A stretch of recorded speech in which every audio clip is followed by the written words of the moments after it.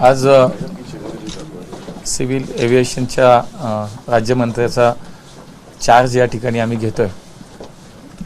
मला असं वाटतं की खूप मोठी जबाबदारी या निमित्तानं आमच्यावरती आहे की माननीय नरेंद्रजी मोदी यांच्या सरकारमधला एक महत्त्वाचा भाग, एक महत्त्वाचं खातं म्हणून सिव्हिल एव्हिएशनकडे पाहिलं जाईल.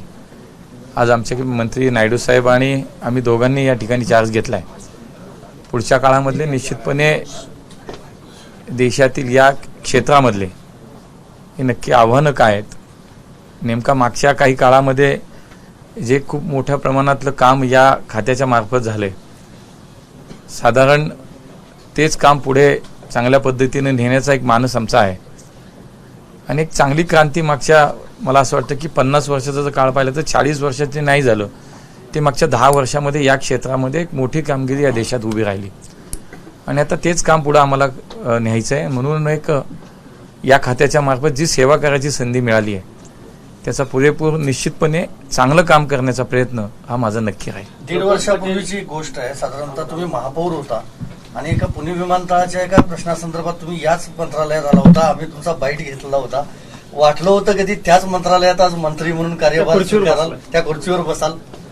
मला आठवतंय की मी मगाशी आमच्या अंडर सेक्रेटरी मॅडम त्यांनाही बोललो, आमचे सेक्रेटरी सर आहे तिथं, की 2-2.5 वर्षापूर्वी या ठिकाणी आलो होतो पुण्याचा एक विषय घेऊन महापौर म्हणून ॲज अ मेयर.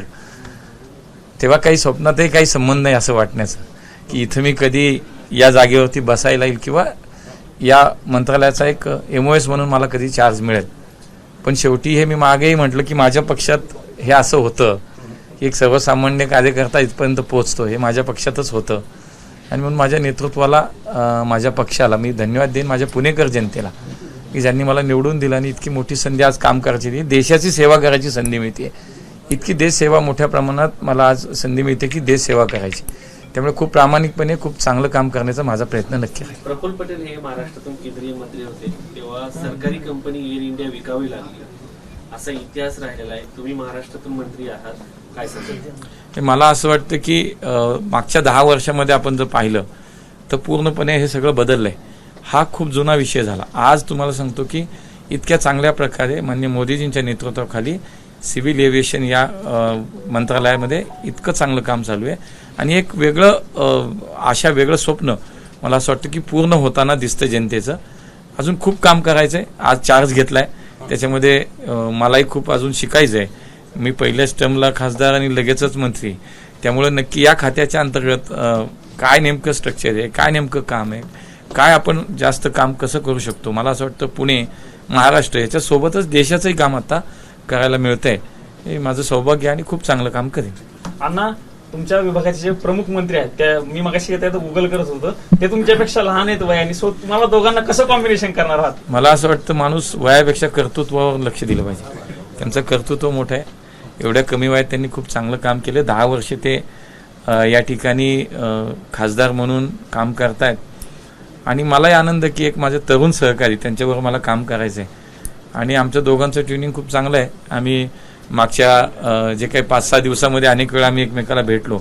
मला खूप विश्वास वाटतो की मला त्यांच्यावर खूप चांगलं काम करायला मिळेल.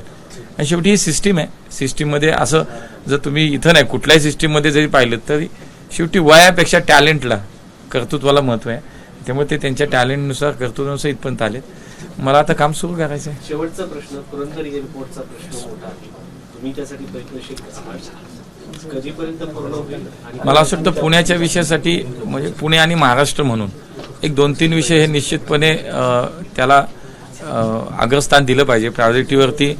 एक तर पुरंदरचा विषय आहे, दुसरा पुण्याच्या एअरपोर्टचं एक्सपान्शन असेल, टर्मिनल लगेच चालू करण्याचा विषय आहे आणि नवी मुंबईचं जे विमानतळाचं काम सुरू आहे त्याला वेग देणं आणि ते काम लवकर पूर्ण करणं. हे तर महाराष्ट्राच्या दृष्टीनं मोठे काही विषय, पण काही अजूनही असे विषय ज्या 2-3 दिवस झाले जेव्हापासून या खात्याचा चार्ज मला मिळणार असे जेव्हा झालं, तर महाराष्ट्रातल्या वेगवेगळ्या भागातून, वेगवेगळ्या जिल्ह्यातून अनेक राजकीय नेते असतील किंवा नागरिकांची मागणी जी आहे की काही काम सुरू झालंय, काही अर्धवटे, काही थांबलंय, काही सुरू करायचं, असे अनेक विषय महाराष्ट्र म्हणून सुद्धा करता येतील. पण मला असं वाटतं की आता हे सगळं करत असताना एकूण देश म्हणूनच मला या मंत्रालयाच्या माध्यमातून खूप चांगलं काम करायचं आहे. एक असाच प्रयत्न माझा आहे. सर, नवी मुंबई विमानतळाचा जो मुद्दा मगाशी तुमच्या बोलण्यात आला, तर काय वाटतं की नवी मुंबई विमानतळ असेल आणि दुसऱ्या बाजूला एका बाजूला आपण पाहिलं की गेल्या 5-6 वर्षांमध्ये महाराष्ट्रासारख्या राज्यात आंतरराष्ट्रीय विमानतळ खूप कमी झाली.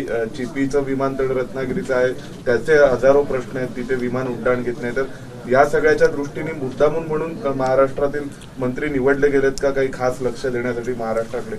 नाही, मला असं वाटतं की एकूण हा विचार करत असताना एकूण देशाचाच विचार होतो.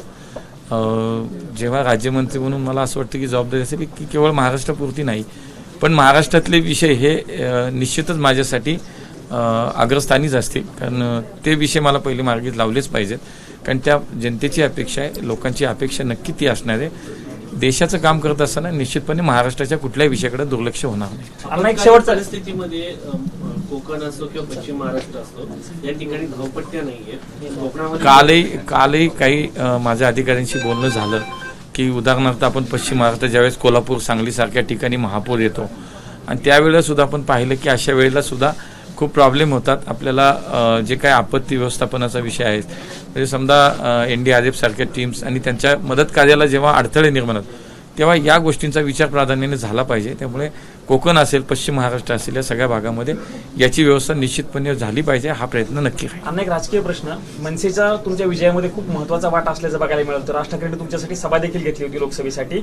आता ती मनसे स्वबळावरती निवडणूक लढणार असं राज ठाकरेंनी मी आहे छोटा कार्यकर्ता. शेवटी राज्यस्तरावरती किंवा देशाच्या पातळीवरती अलायन्स काय असलं पाहिजे, कुठल्या पार्टीसोबत असलं पाहिजे, काय हे वरिष्ठ लेवलला हे नेते ठरवतात. त्यामुळे मला असं वाटतं की मनसे आमच्या सोबत आत्ताही होती, पुढच्या काळातही आम्ही एकत्र नक्की राहू असं मला विश्वास वाटतो. थँक्यू. एबीपी माझा, उघडा डोळे बघा नीट.